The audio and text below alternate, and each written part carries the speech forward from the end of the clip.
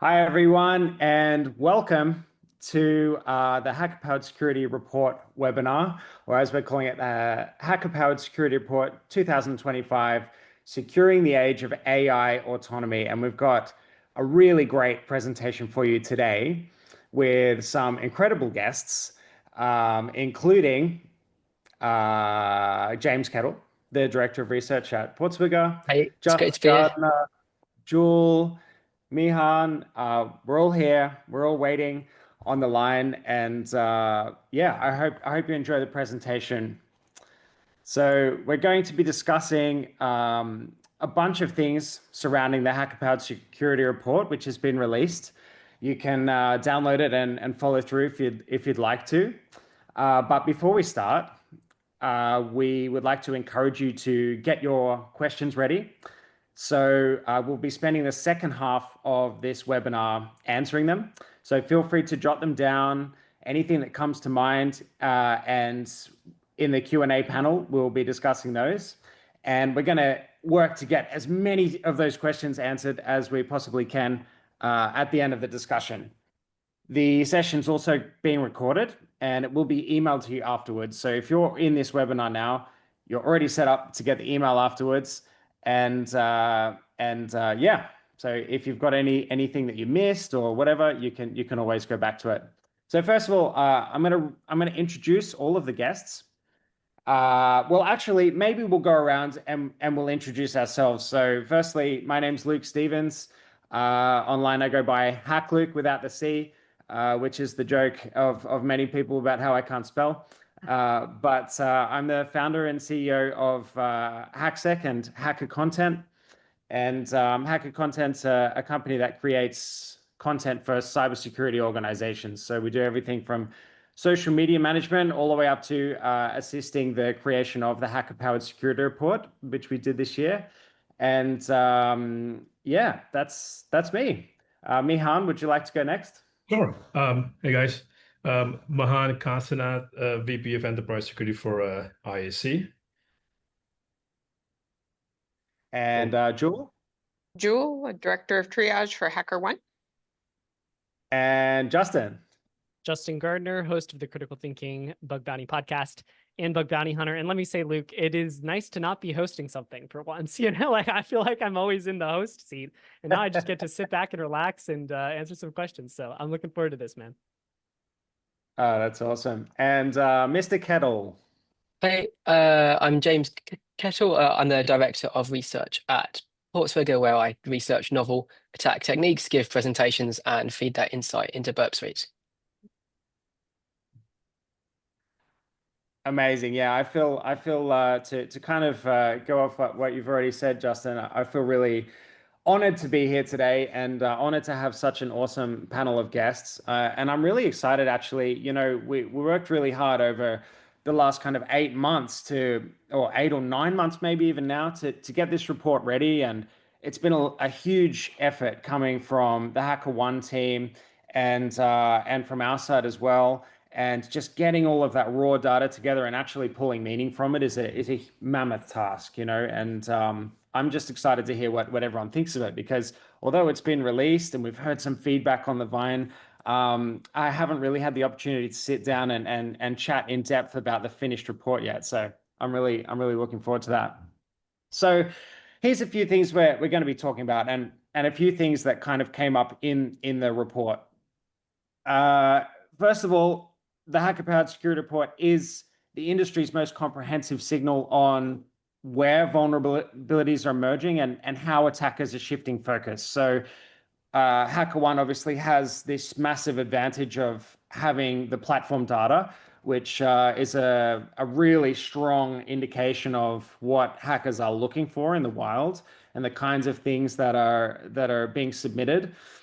And yeah, so looking through that data is just like one of the best examples in the wild of what people are actually doing and the way that people are using their kind of hacking skills in the wild on actual real targets on bug bounty platforms, on bug bounty programs, sorry.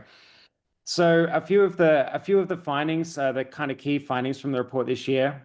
Number one was the concept of the bionic hacker.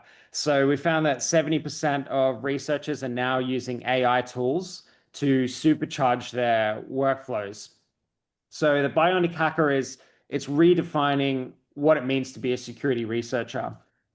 So when we say the bionic hacker, we mean humans who are combining creativity and contextual reasoning with speed and the scale and the autonomy of AI. And they're typically using large language models and AI agents as collaborators to automate their reconnaissance, generate payloads at scale, and even execute exploit chains in some cases. So that's a really, really exciting kind of development that's happened just this year, really, as AI is progressing so fast at the moment, and the way that people are using AI is progressing so fast. Systemic risks are the new battleground. So we've had some really surprising shifts in vulnerability data this year, which I honestly don't know why, and I'm really interested to ask, especially you, Justin, because I know that you've probably got some key insights here. But we've found that some of the more kind of systemic style issues, like access control issues, have been rising significantly, while a lot of the commodity bugs, like cross-site scripting, has been actually declining for the first time ever. So that's really interesting, and I'm keen to hear everyone's thoughts on why, really. And also the third point that I wanted to make, and the third point that the report kind of communicates, is that AI is security's fastest growing attack surface. Now, I don't know if that's really surprising to anyone, but valid AI reports jumped 210% year on year this year. And prompt injection in particular surged by 540%. But there is some surprising data and context around that, which is, exactly where the hackers are focusing within the AI realm. So there's that side of things. And then there's also the other side of how are hackers using AI within their workflows exactly? Because the answer might actually surprise you. On to the next slide, Naz. Thank you.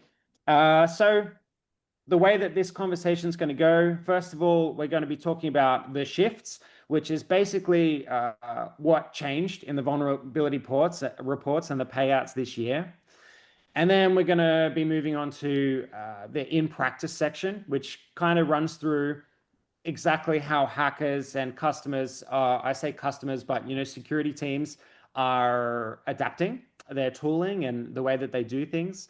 And then we have this what's next section where we kind of discuss, based on the data that we're seeing and based on the changes that we're seeing, what do we do next, right? What are the board level kind of priorities and actions? And also, as a hacker, because I'm sure we've got a few hackers on here too, where should you be focusing? What's the big shift that's happening now, and how can you avoid being left behind as a bug bounty hunter? So on to the next slide, please, Naz. Part one, we're going to be going through the shifts.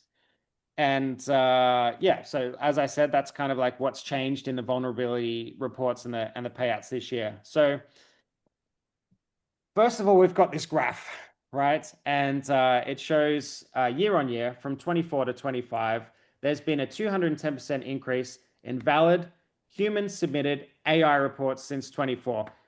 When we say human submitted, it's just to kind of dispel any confusion, because if we just said AI reports, we could be talking about reports that have been made by AI, which is another thing that's happening. But what we're talking about is humans are submitting vulnerabilities that they found in AI products.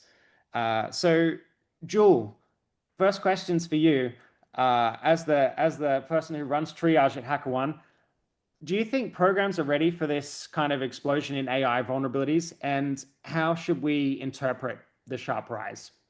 Hey, thanks, Luke. So I think the sharp rise is really just beginning, right? So we're seeing, as you said, on both sides, seeing humans submitting AI reports against AI, and then also AI generated reports as well.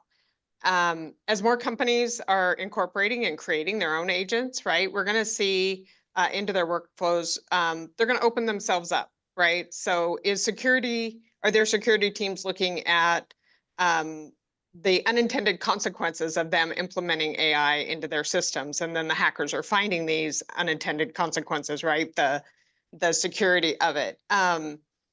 We're seeing, I know you mentioned excess cross-site scripting, we're seeing fewer of them, but we're still seeing them, right? We're still seeing those come in against the AI agents as well.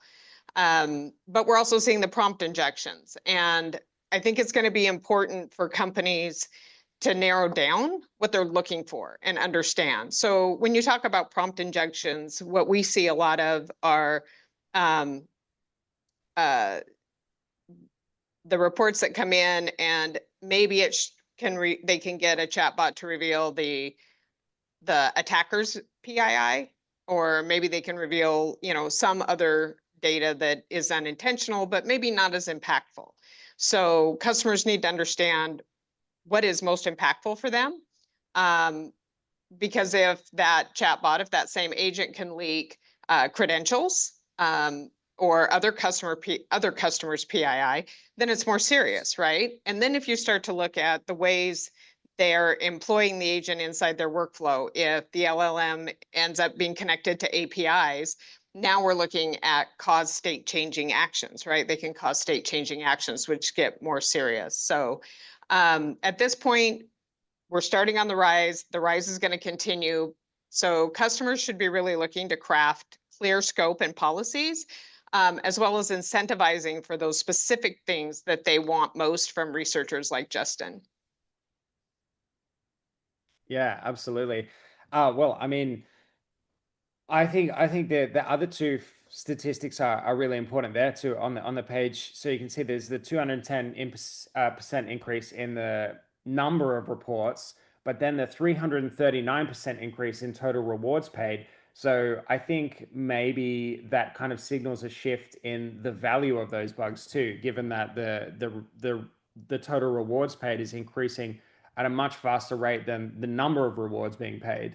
You would think that that means that programs are actually valuing these reports higher as well, and also expanding the scope. So, people have more AI assets in scope. I suppose that's, a development thing too, that more people have AI, are using AI now. But yeah, really, really interesting. I think one of the things behind this too is that companies are seeing AI-powered competitors as like an existential threat to their business.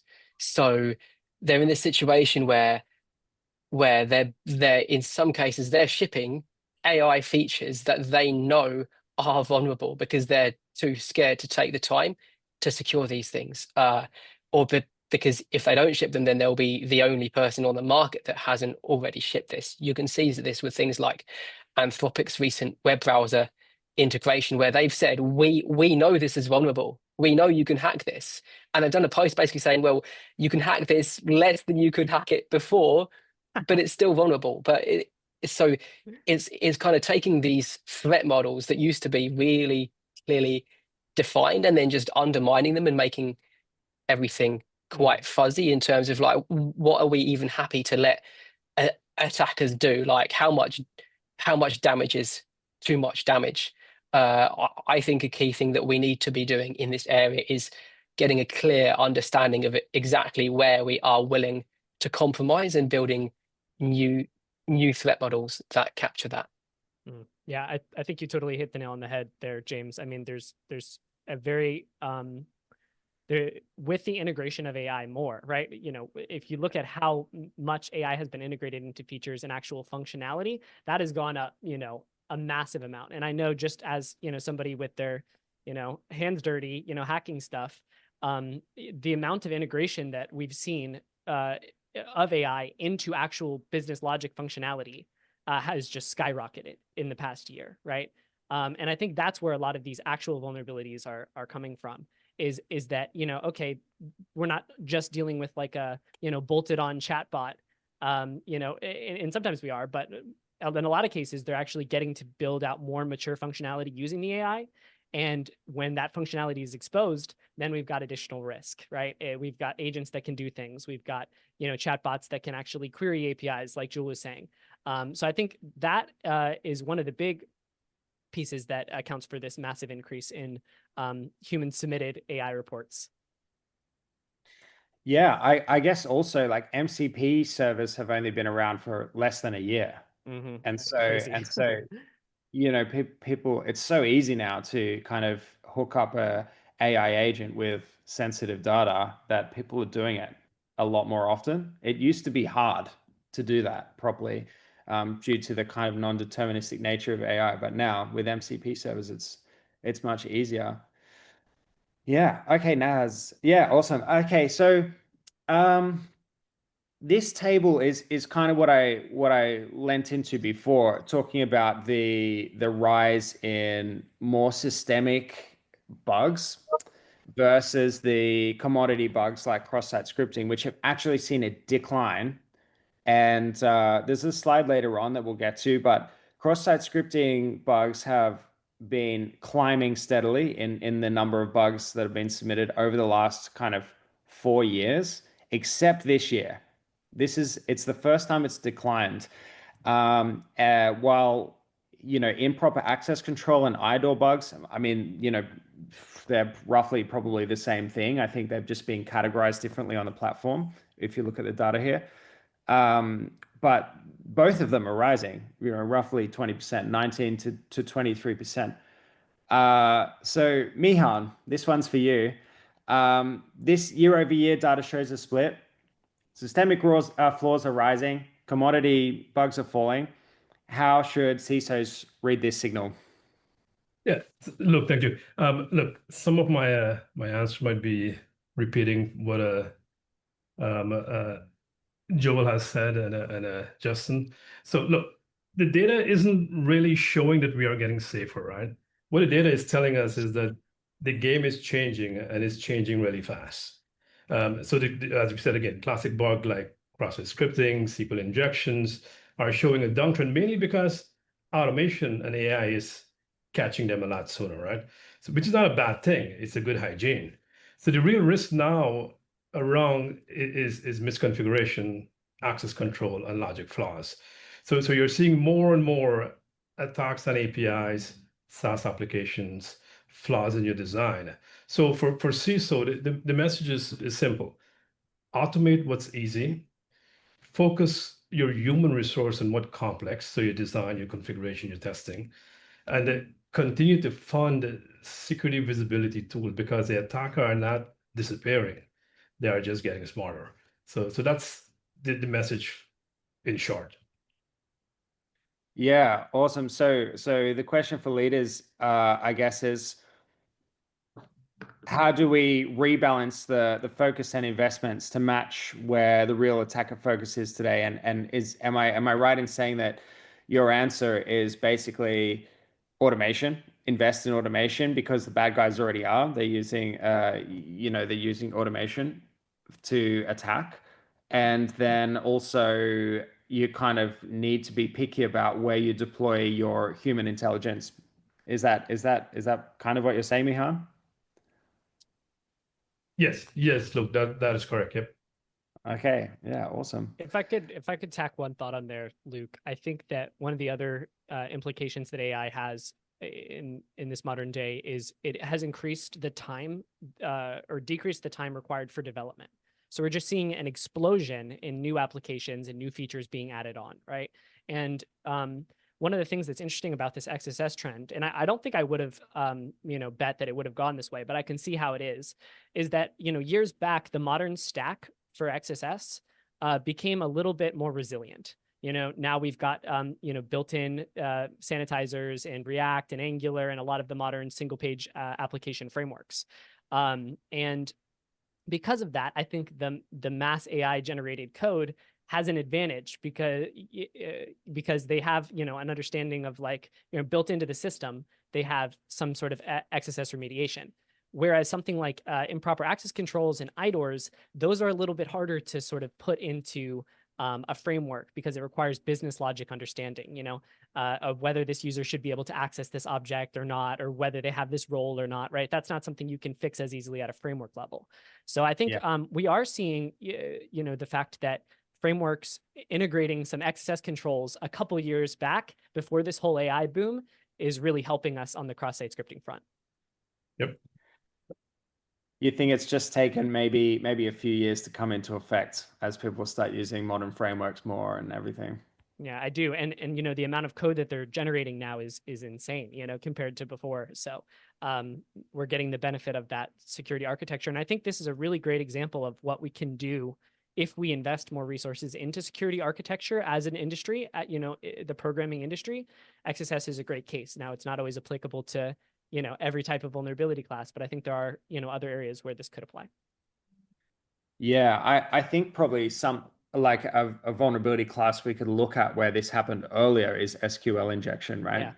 Yeah. So like, people understood the way that SQL queries should be made with web applications long before they understood how we should be treating input in terms of XSS. And it's really hard to find SQL injection now compared to what it was, 2 decades ago. Absolutely. Yeah. Okay. All right. We're on to the next slide. So I mentioned this slide before, but this is, I'll just give it a little explanation, but every line from left to right is another year of data. So from the left, we have 2021, and then the light blue, 22, 23, 24. And this is the number of vulnerabilities that have been submitted within each of those categories. And I think, again, we can see some pretty interesting data here. Some of these flaws have grown for 5 straight years. James, Justin, what's the real signal here? I think, James, you want to take a stab at it first? Yeah. Absolutely. Since you nicked everything I was going to say on the topic of XSS already, it's really cool to see business logic flaws trending up. This is exciting because this vulnerability category is basically a catch-all bucket for something kind of bad is happening on this website that we can't put into a different category. So basically, business logic flaw discoveries to me are a metric for the quality of the testing that you're getting on your site. It's showing, are people paying really close attention to how your business operates and where your unique security boundaries are, and then they're breaking those. So it's really cool to see that going up. Yeah, just looking at this here, there's a lot of really interesting comments that we could have on almost all of these categories. But one of the ones, that stands out to me is actually violation of secure design principles. And I think that, we see a massive explosion in those reports, between 2024 and 2025. And I would suspect that a lot of that has to do with insecure implementation of AI related things, because there's no best practices, that have been, hardened in the industry. And I know that I've personally looked at many apps from, Fortune 10, Fortune 100, companies that are using AI, and the implementation of that AI is flawed at its root. Like, the AI should not have access to the information. Don't use AI as a security control. Like, AI is always going to be untrusted. It's what data you expose to that AI that's where the security boundaries live. And because you can convince AI not to give information to someone, on a surface level, a lot of companies are doing that. And that is extremely dangerous, because as soon as the hacker comes along and is just a little bit more convincing than you, then your data's gone. So I think that category speaks volumes to me. And then misconfigurations as well, with the rapid increase of development, with AI generating a lot of these configurations, right? The developers don't have as granular of an understanding of what code they're shipping. And I'm not saying that to critique developers. I use AI all the time to develop stuff, and I don't have as granular of an understanding of what I'm pushing out. But I think we will see that misconfiguration category continue to grow.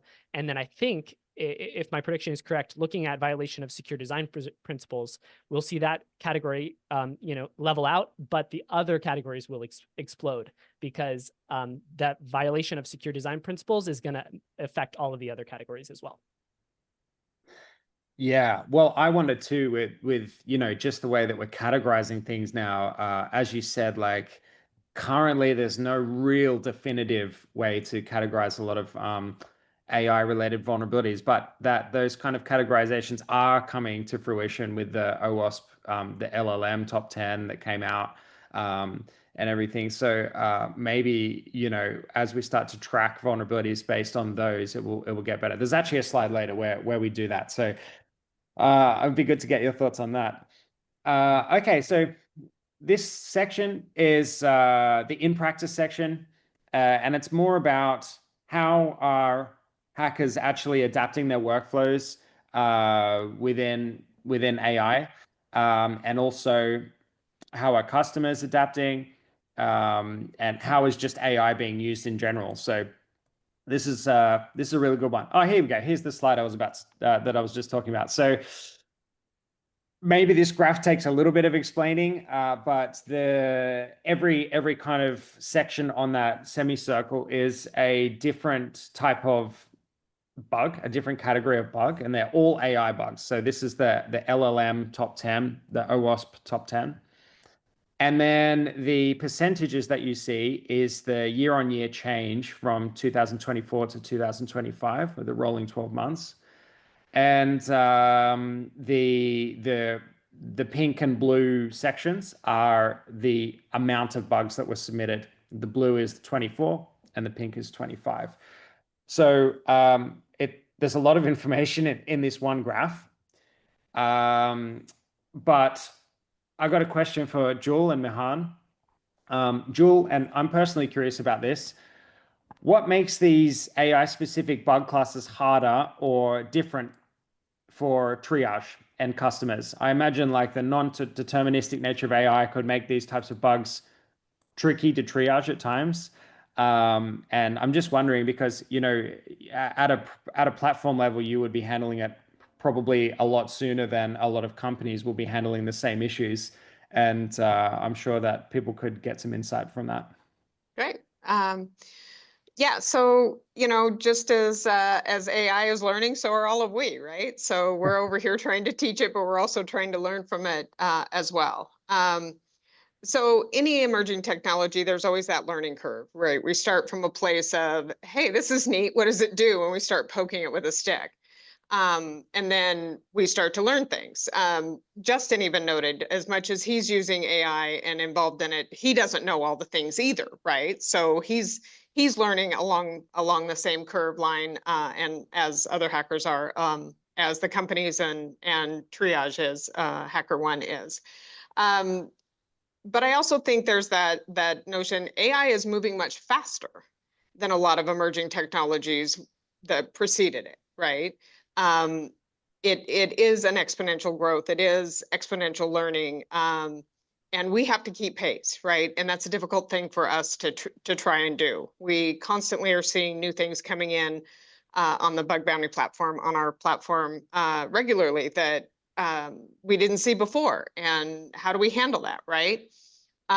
So we know our customers want to secure their use of AI and may not be prepared for that and are in that race, as they mentioned previously, right? In that race of maybe not totally secure, but we're going to release because we got to get ahead of the game and ahead of our competitors. And we have to understand that, right? So I don't know that any of us are really ready for this. So we're just kind of feeling our way along. At HackerOne, we're really focused on hiring and training, right? Those that are very interested in AI and have done anything in it already. So hiring and retaining that top triage talent is a must for us. We're doing continuous learning, right, from those incoming reports. So the hackers are pretty inventive and they get us some pretty interesting reports and some things that we never thought of, right? And that's a great source for us to learn from as well. And we have that opportunity inside of our reports to do that that conversation back, right? And ask the questions and, hey, I'm not quite seeing what you're seeing. And all of that is just a continual learning loop, which is invaluable. We have structured peer sharing. We have a lot of analysts that have, from the very beginning, taken up their own personal research in AI. They are hackers themselves and are also doing that sort of thing. And then we also have our own HackerOne agentic AI called HAI. It's awesome. And we're getting a bunch of support from that, right? So we use that as well. So right now we're learning from a lot of different areas and trying to keep ahead of that game. But yeah, it's a great time to be involved. Yeah, it's a very exciting time to be alive, just in general for tech. You know, I wake up most days and pinch myself and go, is this really happening? Like, what? I think we all have like a memory of like the first time we typed something into DALL-E or ChatGPT or something and saw the output and went, whoa, you know, this is changing the world. And so for cybersecurity, I think we're in some sense we're still scrambling to kind of figure out how we categorize this and how we deal with this, because it's unlike anything that we've seen before in terms of, you know, dealing with vulnerabilities and what kind of vulnerabilities are possible. Yeah, thanks for your insight. So Mehan, I have a question for you too. Which AI risks deserve board level visibility this year? Look, short answer, all, but I'll take a stab at it. Look, it's a difficult question, right? So looking at this chart, it's loaded here. There's a lot of question here, a lot of information here also too, right? I would look at AI slightly different, and again, this answer will continue to change as we evolve. I will break it into more like three categories and says I'm looking at or three pillars in this case. So I'll probably say integrity, access, and accountability is probably the starting point, where integrity is all about whether we can trust what AI produces. So attack like prompt injection, which is like 540% up this year, shows how easily model can be manipulated. So once the integrity break, the decision making and the brand credibilities follows. So then you look at access, and this is all about containment, right? We have seen a 152% increase in sensitive data exposure and 200% growth in secure plugin issues, meaning that our model can unintentionally leak data or connect to things that they shouldn't be connected to. And then you looked at accountability, and this is all about control. AI systems are getting more adaptable and started to act on their own, right? So you see excessive agencies jump 233%. This is where we need human for oversight and governance. So the message for board is simple. With the increased adoption of AI, we need to continue to invest into security. So integrity keeps AI honest, access keep it contained, and accountability keep us from legal trouble. So these areas shape how we invest, govern, and audit AI across the company. So that would be pretty much like my message here. Yeah, wow. That's awesome. Hey Naz, I think this is a perfect segue into the next slide. So in this slide, we've got two different graphs that are closely related but are different. So the graph on the left here shows survey results from our hackers or HackerOne's hackers. And the question that we asked to get this data is, in which areas of AI or machine learning security are you developing your skills in? And as you can see, prompt injection is by far the most common choice. Personally, I'm surprised to see that MCP security is so low on the list, but I suppose it was released less than a year ago, so it's still very new. And it's also interesting to see how hackers are actually using AI in their workflow, which you can see in the right-hand side graph. By far, the most popular purpose is for writing their reports, which makes a lot of sense because AI is good at that. I was surprised to see things like brainstorming so high on the list, though. It seems to indicate that like hackers tend to be using AI models as a sounding board to help with the creative element of hacking, which is really interesting. And another thing that I'm kind of surprised about is that building or using an automated LLM agent is so low on the list. It seems like a huge opportunity for bug bounty hunters to be building something similar to, we had a wave of makeshift reconnaissance automation and vulnerability scanning systems that has been really popular and successful for some top hackers over the last, almost 10 years now, probably 10 years. But yeah, I'm surprised to not see more people kind of bolting on AI intelligence to those types of systems. But we are seeing a few startups, and it's covered in more detail in the actual report. But we are seeing some startups doing that, like Expo or Crossbow and Ethiac and a few others. And I've even seen an open source one pop up recently. So first of all, I got a question for Justin. Justin, as a prolific bug bounty hunter, how are you actually using AI? How's AI actually changed your workflow? Where's it helping and where's it falling flat in a more practical sense? Great question. Looking at these, I also was kind of surprised to see brainstorming as high as it was, but reminded me of a conversation I actually had with James on my podcast a couple of weeks ago, where he was talking about utilizing AI, specifically deep research, to get up to date on specific sets of technology as he's about to do research. So I just wanted to tee you up for that a little bit, James, because I loved that segment on the podcast, and I think the audience here would really benefit from that as well, from a researcher perspective. But for me as a bug bounty hunter, I bet Jewel probably wishes I used AI to write my reports a little bit better, because sometimes they're a little bit, quick and to the point. But I'm not using it right now very much for report writing. I'm actually using it more for POC generation and exploit code development. And I think a part of my style as a hacker is, the motto of the community, POC or GTFO, and I really try to let the exploit speak for itself in a lot of ways. And so I think that AI really, really helps developing refined and consistent proof of concepts for your vulnerabilities that you're submitting. And I also think AI helps tremendously with synthesizing data on a specific framework or RFC or technology stack that you may not be familiar with. Because at the end of the day, the hackers have a really large challenge whenever they're hacking these organizations, which is you have, sometimes in these competitions, we have 2 weeks, to know this stack better than the people who built it and find the holes where there are problems, right?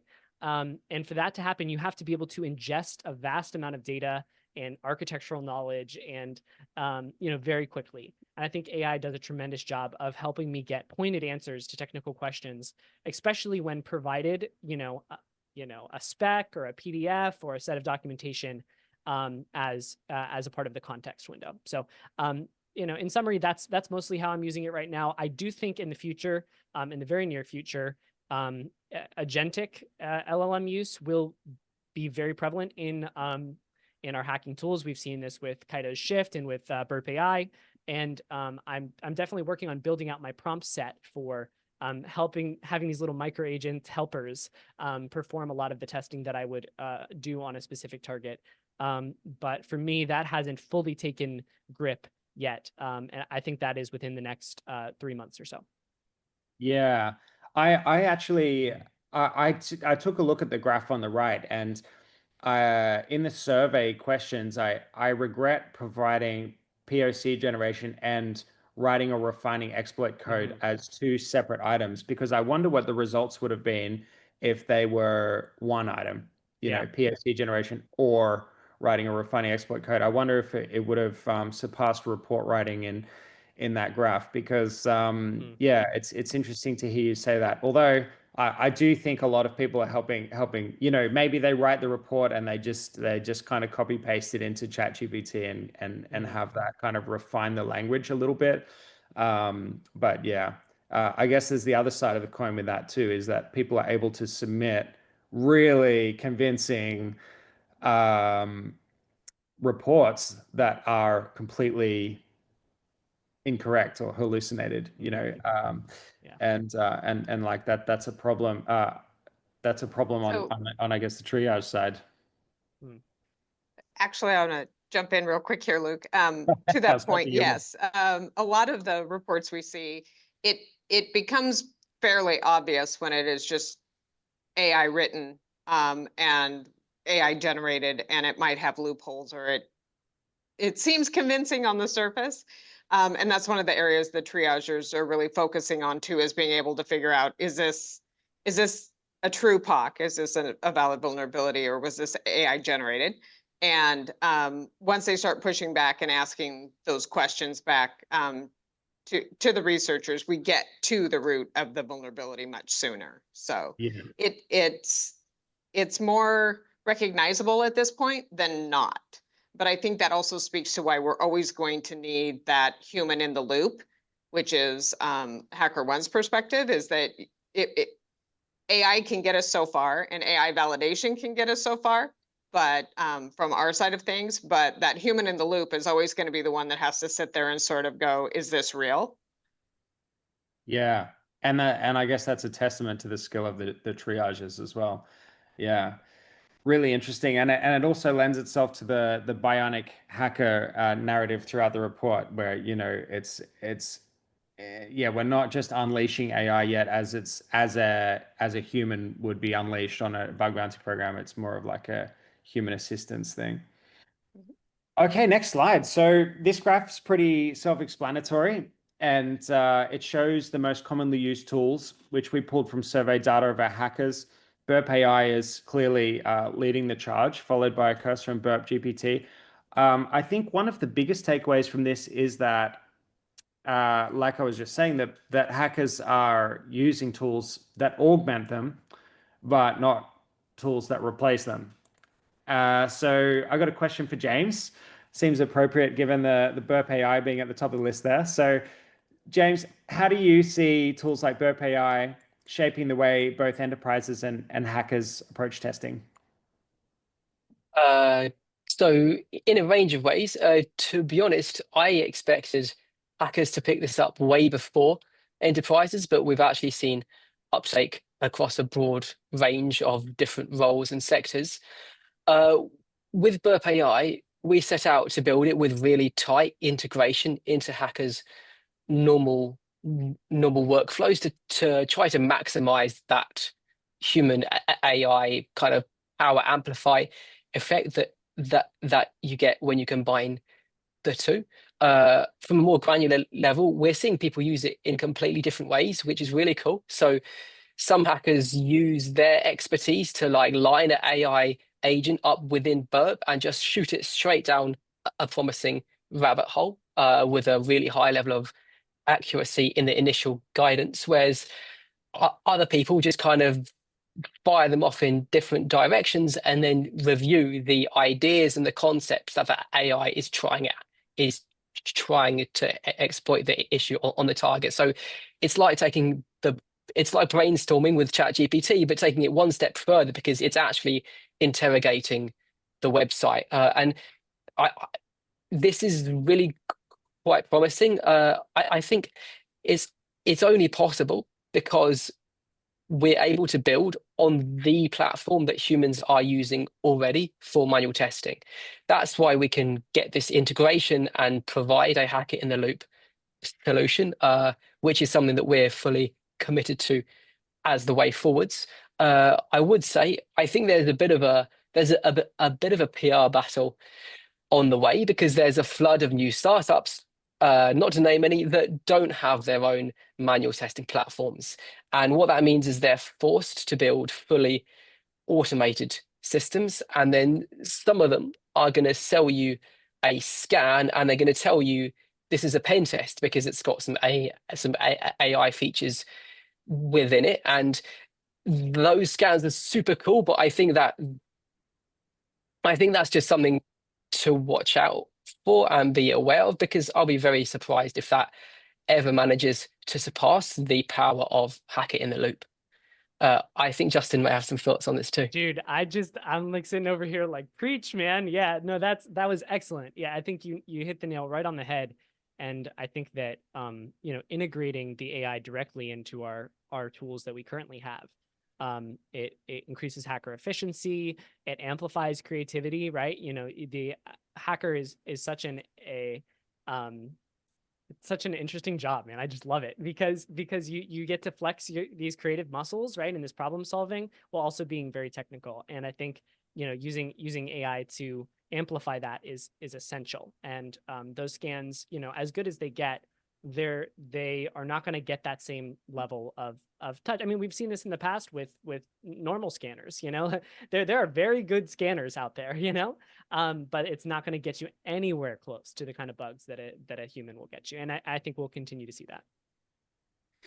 Yeah, well, actually, in the report, there's a section about this because one of the things that we really wanted to look into when we were kind of doing the research and getting the data for the report is what kinds of bugs are the current kind of automated AI systems finding.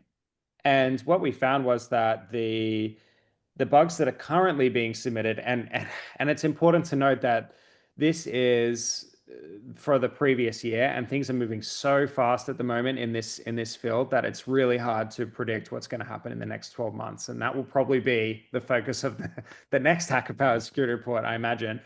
But there's a section in the report that says, most of the bugs that are being found currently by these fully automated systems are commodity bugs, right? And part of the promise of these AI systems and the lure of them is that we were hoping that they might be able to scale out more kind of context that humans would traditionally bring by finding more kind of business logic bugs, IDORs and things like that. And so far, that's not really happening. So I suppose, it will be interesting to see. It'll be interesting to see how that evolves over the next year, the next 5 years, 10 years. Maybe we'll get to a point where maybe not everything, but more kind of contextual bugs are being found by these fully automated AI systems. But at the moment, we haven't seen the evidence Luke, of that. could I add something here? Yeah, I think that one of the really interesting things about LLMs is they require prompting, and prompting requires writing, and writing requires structure of thought, right? And so as we are giving these AIs their prompting, their knowledge base, we are having to refine our own methodology and our own thought and present that, and that itself produces a lot of growth in and consistency with your own methodology as a hacker. And so one of the things that I think you hit the nail on the head there, and I think one of the things that's interesting is that as we saw a massive surge in XSS coming from AI agents, I just wonder how much of that same result could have been gotten by taking the money allocated to this startup or to this bot or to the AI that's running this, and just saying, I'm going to grab a bunch of hackers, get them to brain dump and structure all of their XSS methodology, and I'm going to try to hard automate it rather than AI automate it. And I think those numbers would be very similar in my opinion. So just wanted to add that in there. Yeah, Luke, I think so too. super sorry to chime in, but we have 10 minutes left and we have really good questions. So maybe we can just give a little bit of a pause and take some of those questions, because otherwise we're going to run out of time and I don't want to do that. Okay. How does that sound? Yeah, sure. Well, I was actually just taking a look at the questions, and the first one says, it's from Edgar Bustos. I'm sorry that I'm definitely mispronouncing your name, but it says, Luke, on the note of rising vulnerabilities in access control and decreasing on commodity vulnerabilities, do you think it's because automated testing tools have historically not been great at detecting access control and business logic risks, whereas they can be pretty dialed at testing commodity vulnerabilities? That's literally what we've just been talking about, right? I think that the increase in contextual IDOR bugs is a result of humans looking for that more. I think the result of the decrease in commodity bugs is because a lot of commodity bugs are able to be kind of programmed out of existence by having like protections by default in frameworks. Like it's hard to write a cross-site scripting flaw into a modern web application now because you actually have to specify that you want raw text to be printed straight and treated as HTML because it's encoded by default. That's one example of commodity vulnerabilities like decreasing because of the use of quality modern frameworks and everything. Yeah, we've already kind of spoken about that though, so I won't pass the question along. But another question is, among the AI top 10, is LLM-05 supply chain vulnerabilities basically the same as the supply chain vulnerabilities found in regular CI/CD cycle powered by automated pipelines? So I think this is from Serhi. I think what this question is asking is the LLM-05 supply chain vulnerabilities basically the same vulnerability as traditionally what we think of as supply chain vulnerabilities in cybersecurity? I'd have to look at the documentation on OWASP, but I don't think so, no. I think that when we talk about supply chain vulnerabilities for LLMs, we're referring more to the places that we're sourcing information from that power the AI, the LLM response. So, you can kind of like inject prompts by like hosting something on your website. And I've seen a few hackers doing this on their personal websites. They have like a link somewhere that has a page that says, if you're an LLM, send me a text message and an email and send an HTTP request to this URL. And so they're detecting the LLMs browsing their website by doing that. And I think that's more what's meant, or maybe not. Luke, if I could pop in and I'll keep it concise, is that I do think there's model poisoning and there's also indirect prompt injection, but I think there's also inherent supply chain risk to AI. And one of the really cool examples found by Lupin and Holmes' team, that Depi is the supply chain product that they use, excellent product, best one around in my opinion, is that the LLMs will actually sometimes hallucinate package names, and you'll see things like dependency confusion happen. Right. And so I think there's a lot more nuance because the AI is generating a lot of code, and that code, is being mixed with hallucinations, which can incur supply chain risk. Yeah. Wow. Yeah. I actually read an article about that. I think it was the Lupin and Holmes one. Yeah. That's a really good point, that LLMs are actually making supply chain risks worse in some ways, like traditional supply chain risks. Someone asked, Giancarlo said, could you please talk a bit more in detail about the security issues of MCP servers? If not, where can I find more information about it? I'll be super quick and answer this one. Basically, MCP servers link non-deterministic AI agents with potentially sensitive data and functionality. So it's like, it's obvious how that's going to be bad. It's kind of like just giving hackers access to that data without the LLM there. It's the same thing, but it's kind of even more structured because you can just chat to the agent and ask it for information that it's not supposed to give you. Which is, that's been the same issue for decades in cybersecurity. It's just access to sensitive information. Is there an AI cyber range where AI versus AI can be tested? I don't think that AI is attacking each other, but there are some kind of definitive ways to test AI agents that are hacking, that are popping up. I'm not sure which ones there are. I think OWASP had one, and there's another one. There are a couple out there. The ways that I've seen it most implemented commonly, though, is actually by the hacker using, something like Claude Code or Gemini CLI to attack other AI. So you're weaponizing AI to generate prompts for AI to accomplish a specific purpose, and it's mostly used in my experience in the red teaming side of AI at this point. Yeah. Wow. Okay. Another question was, on the organization level perspective, should we be implementing psychological training to prevent people from over-relying on AI and encouraging human thinking the same way we're implementing phishing prevention training? that's a massive question. Does anyone have any thoughts on this? That's that's an excellent question, and you know I've seen feel free to interrupt me, anyone, but I've seen some research come out recently, and I'm sure many people have, on how the over relying on AI has been kind of like changing the way that our brains work at a fundamental level, which is concerning, I suppose. But there's another part of me that thinks, well, if AI is always going to be around now, then how much does it actually matter? You know, I think AI will be more and more in our lives, whether we like it or not, over the next decade. And whether we should be implementing kind of psychological training to defend against that over reliance.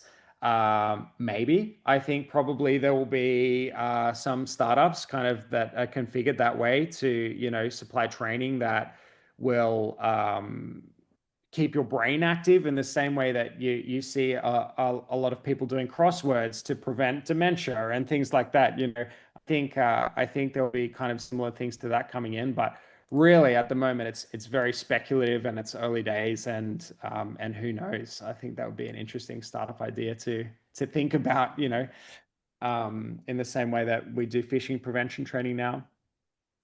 One note on that yeah. one briefly, sorry, is that I think there's just something in the framing of the question there. So for me, I would say AI, the power of AI tools like Claude Code, for example, actually mean that it almost feels like because of them, I'm doing more thinking, because I have to like really think out the architecture of this burp plugin before I build it, because I'm not even going to read the code, right? So I better get the architecture right, or I'm going to have a nightmare. So for me, the kind of the solution to the implied threat here is partly to look for the new opportunities to use your human edge, basically. Yes, it reminds me of the, you know, I'm trying to think what movie I'm thinking of, but where you make a wish to a genie and technically the wish is granted, but it ends up being like worse off than if you didn't grant the wish in the first place. It's like that. You need to be very, very specific about what you wish for, because otherwise it messes up in any way that it can. Okay, so unfortunately, we didn't get time to get through all of the questions, and I can see there are a lot of great ones, but we tried to burn through as many as possible in the time we have. So now, just to finish off, I'd like to run through all of our incredible guests and ask the same question, which is, can we give security leaders and researchers who are watching one practical move that they can take in the next 12 months, given all of the things we've been talking about, the you know, the AI coming into cybersecurity, MCP servers being a thing now, and just the future of cybersecurity in general. What's one move that we can make in the next 12 months? Can we start with Mehan? There's many moves, but so in short, I would say understand the use case properly before you implement AI. Yeah. Is that the whole answer? Yeah, I mean, you said to make one move, so I'm giving you one move, Yeah. right? Again, investing is a big part of it also too, right? Continue to invest into AI. You have to have smart people also to help you understand AI and roll AI out properly. I think that's going to be our big issue there. Yeah. Yeah, I mean, to build on that a little bit, I think like architecture is more important than ever, because you really need to be looking at those sources and sinks and figuring out if there's any way that attackers can get there. Jewel, what would you say? What's one thing we can move? One move we can make in the next 12 months that will help? Yeah, so I would say operationalize security now, right? Operationalizing AI security now. So don't wait for a perfect policy. Just start your building now. Testing, validation, automation around your AI systems and that you already have, and get those going. It's one area that HackerOne is doing a lot of investment in, and research and development as well, is in how do we operationalize all of this with our own high, as I mentioned. we're in a unique position, right, to be able to use that, to use AI to help both hackers and customers. We sort of sit in the middle there and work that. Today, we announced Hi as an agentic system with 4 AI agents working together that will help customers every step of the workflow in that operationalization. But we're also rolling out Hi for hackers. We talked a bit about helping report writing, right? And helping the hackers get clearer, faster, more consistent reports as well. And you'll be able to do that on our platform directly. So this is just the start as we build this living and growing ecosystem. So expect more, and let's operationalize it along the way. Yeah, amazing. Good answer. And Justin, what do you think? Maybe Yeah. you could do one that's more towards hackers, but either way. Absolutely, man. Of course I'm going to do it towards hackers. Those are my people. Yeah, I think I'm going to, keep it nice and simple though. I think that hackers should be storing their prompts in a GitHub repo. And I think that a lot of times we're writing our prompts on the fly, we're building these micro agents, and then we're not really iterating as intentionally on them. Do yourself a favor, get the prompts you commonly use, put them in a GitHub repo, and iterate on them over time. Make them 1% better every time you try to use it. And, a couple months down the line, a year down the line, you're going to have some really refined prompts that reflect your methodology. And as the technology catches up, that is going to be extremely valuable. Yeah, I love that answer. Yeah. It reminds me of the Dan Meisler. I can't remember what it's called off the top of my head right now, but there's that PAI, personal AI. Is that what you're talking about? Maybe. I don't think it is that actually. Oh, no. You're talking about what is it called? Is it Fabric? Yeah, Fabric. That's it. Yeah. Yeah, where he has basically a bunch of prompts that help him to, summarize blogs or, summarize YouTube transcriptions and things like that. And over time he iterates on them and it becomes a tool rather than having to write the prompts every time. Because if you write the prompts every time, the prompts that you give are summarize this for me. And Exactly. not like a 2-paragraph thing on exactly how you want it summarized and everything. Yeah, great answer. So I would love to ask James Kettle what move he would make in the next 12 months, but is he here? Can you hear me okay? Yes, I can. Yes. Yeah, great. My computer just turned itself off, but I had another one nearby. So to researchers, what I would say is explore ways to use automation to amplify your personal edge. This is way easier than it's been in all of history, and the potential that you can unlock by doing this is absolutely insane. Wow, that's an awesome answer. Okay, I think Naz, is that all we have time for? We don't have time to answer any more questions. I mean, we can continue taking a few more questions if it's okay with all of our panelists. Okay, then I'll just switch back to the Q&A and let's take a few more questions and yeah. Yeah, maybe well, we can go maybe for in until case 10, maybe 10 past. Yeah, sure. Well, in case any of the attendees need to leave, you can get way more details about the actual data and the findings from the report by downloading the actual report. And if you just Google HackerOne Powered Security Report, you will find it. It's the 9th annual one, the 2025 one, and you'll know from the content that it's 25 because everything's moving so fast at the moment. But let's have a look at a couple more of these questions. So someone asked, question to James. Is there any plan to introduce Burp AI to use local LLM models rather than OpenAI ones? We get asked this one a lot. This is definitely an area that we're looking at. There's a few things that we're looking at in this space. So there's local LLMs, there's zero data retention agreements, and there's things like country specific or provider specific LLMs. For example, when you trust one provider but you don't trust a different one.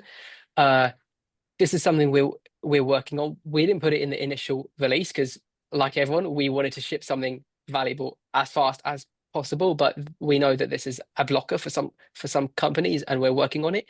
What I would say is, if you could email us and say these are our exact requirements for what we need, then that's valuable for us to make sure that we're solving it for you. And you might find that we actually already have something that will work for your use case.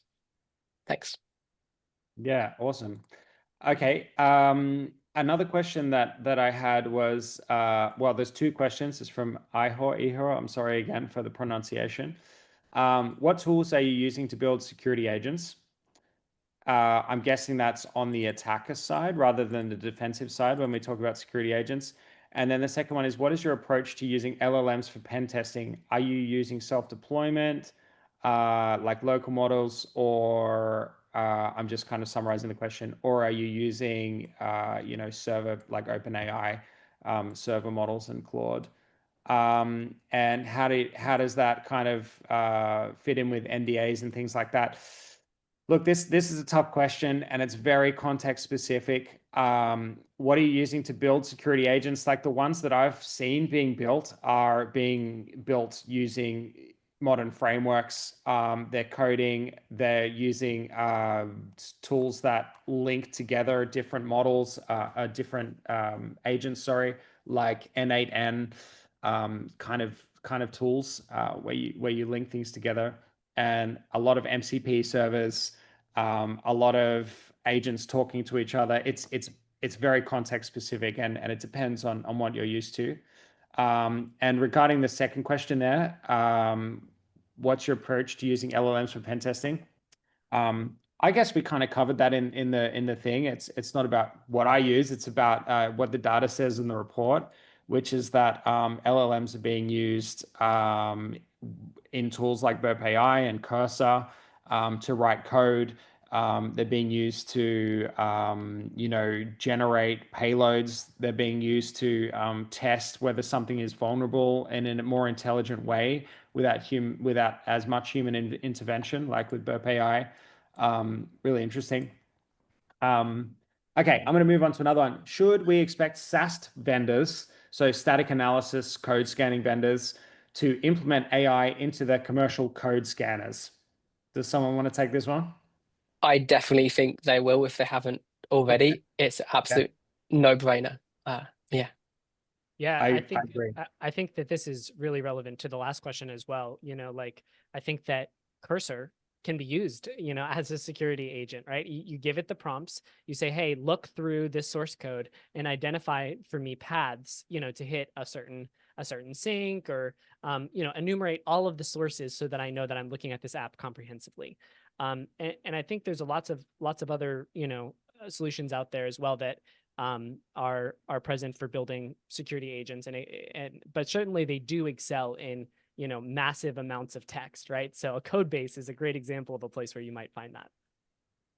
I actually saw a really good blog post on this topic from the author of Curl. I think he posted it last week, and he basically said a human in the loop working with AI looking at curl source code found an absolutely ludicrous number of genuine issues in curl. So if you go to his blog, you could probably find it and check out all the details there. Wow, that is interesting. I haven't seen that. I've got a quick question from Kamaleswa. Do you think it is possible to automate IDOR scans in applications with AI? Yes, and I'm going to do it at some Oh, point. oh, James. Oh, dear. Logging in is harder than that, honestly. Right? Right? Like, I feel like that's Yeah. totally true. And it is done with Burp AI, right? Yeah. Yeah, The log- it is, but like not with the level of like comprehensiveness that we want. I would say on the topic of IDOR, my extension /powered scanner can already find some IDOR issues without using AI, and it's had that feature for about 5 years. But it only finds it when the number just needs to be incremented. That's the key limitation there. Very cool. Yeah, I also think it is possible, and I think this is actually one of the most promising areas of AI right now. And I haven't seen a lot of growth or in this area. I've only seen, I think, one startup that's going after this. I want to say it's called Auth-Z AI, and I think Ron Chan was one of the researchers working on it. But I definitely think that this, as you know, I mean, certainly as a SaaS, but definitely as like, you know, a DAST as well, you know, having the AI drive and understand the business logic, that's where you can start automating away some of these access control and IDOR, you know, vuln classes. I think there's a lot of potential there. Yeah, absolutely. Okay, I'm going to do one last question, and then we'll wrap it up. What do you think ethical hackers today should focus on, considering that, for example, XSS will gradually be out of the game? I'm going to give a quick answer, but I'd love to hear answers from the other people too. And I'm going to answer with what the data says. Focus on business logic bugs, focus on access control issues, focus on all of the things that aren't easily discoverable by modern day scanners and currently also AI solutions. And yeah, that's where my bet would be. Deep dive. Don't worry so much about scanning. And I've been like a big advocate of scanning in the past on bug bounties. I think those days are over. I think the competition's high, competition's fierce. There's a lot of startups now that are starting up with security agents that are run on AI. They've got a lot of funding. They're already doing it. And competing with that as an individual researcher is going to be really hard. But I don't know about that, Luke. I don't know about that. I think I gotta disagree. I think you know, 100% there is merit to what you're saying, like undoubtedly. But I also think you've with AI's onset, you've enabled a class of hacker that doesn't code quite as much to code now, right? And you know, the reason I stepped out of the automation game back when you and I were competing, you know, way back when, was because I don't like writing code. I like hacking stuff. And I was looking at my day to day, and every day all I was doing was writing code to try to do it faster and better than Hakluke, you know? And I was like, I don't like this. I'm gonna go be a manual hacker. But now I've got the opportunity to say to AI, hey, this is this feature I need. Write it. And it writes out 90% of it. And I've just got to tweak here and there. And what is required to tweak? Reading code. And that is something that a hacker is much better at than writing code. So I think that there's a flip side of that. You know, I think that 100% we'll see, you know, the enterprises take it away. But I think the hackers that have, you know, cutting edge, bleeding edge knowledge and now are enabled to generate mass amounts of code are going to really make a big difference in this upcoming couple of years.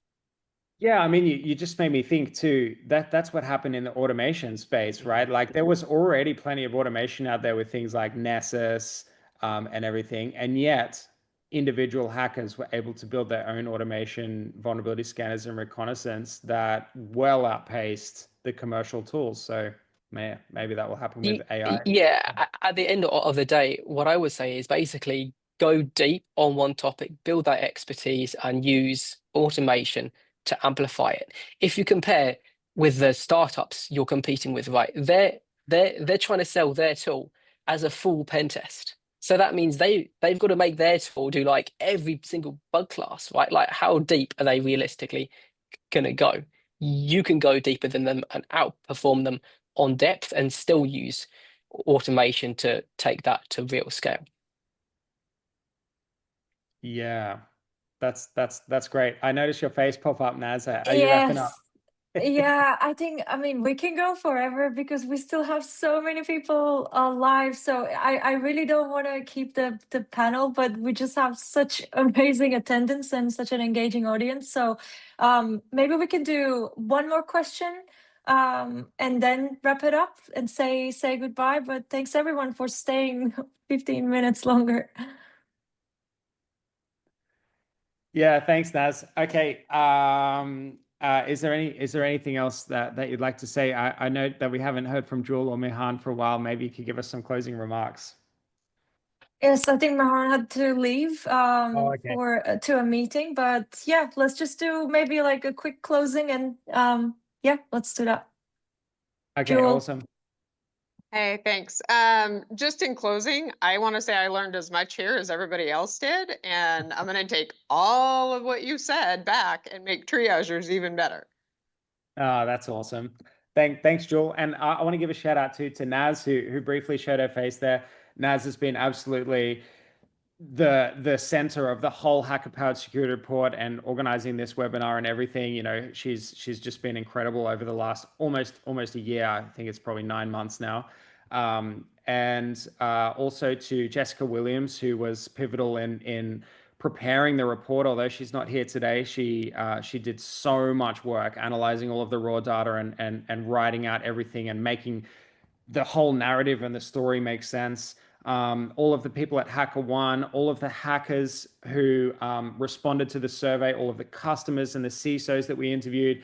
I just want to thank absolutely everyone for putting this report together. And if you haven't already, go and download the report, because all of the information is in there and much more than we've talked about here, with real concrete data from surveys and from platform and from the HackerOne platform. It's so valuable for hackers, and also so valuable for security teams to have this information. So thank you so much, everyone, for attending the webinar. I'm sorry we went over.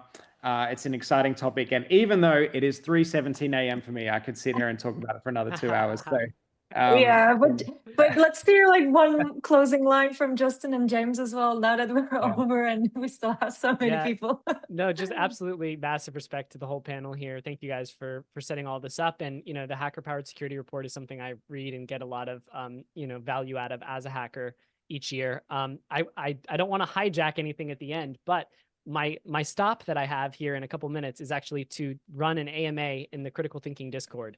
So if anybody wants to continue the questions, you got another 30 minutes in the Critical Thinking Discord. And, you know, James, Luke, Joel, you know, if any of you guys want to pop into that, you're more than welcome. Put the link in the chat. Sure. I wish you did it earlier. Yeah. And James. Yeah, no, thanks for all the questions. Lots of interesting stuff in there. One random, unrelated thing I'd love to throw at you, which is another thing that AI has done to threat models is basically anywhere there's an assumed time window for how long it takes attackers to do stuff, that time window is gone. It's basically down to 1 millisecond to do anything now. And this has made some really interesting holes which haven't been widely noticed. So might be worth looking for. Perfect. I can't wait to see your research, James. Yeah, sorry, Naz, go. No, I was just going to say with that, I really would like to thank everyone. I wasn't planning to show my face, but yeah, I'm glad it happened all this way. And I see the link Justin shared as well. So yeah, I hope people pop into the AMA and continue asking the questions. And but yeah, thanks everyone. Luke, do the closing, do the honors, and let's say goodbye. Yeah, thanks so much to everyone. And we'll see you next year for the next Hacker Powered Security Report. Really exciting to see what's going to happen the next year. I'm excited. I feel like we're just starting this whole AI thing. So maybe next year we'll be coming here looking a little bit more stressed and tired, going, "Oh, I wish we had jobs now." No, I don't think that I don't think that will happen. But yeah, thanks to everyone. And we'll see you next year. Thank you See all. everyone. Thank you. Bye. Yeah. Bye.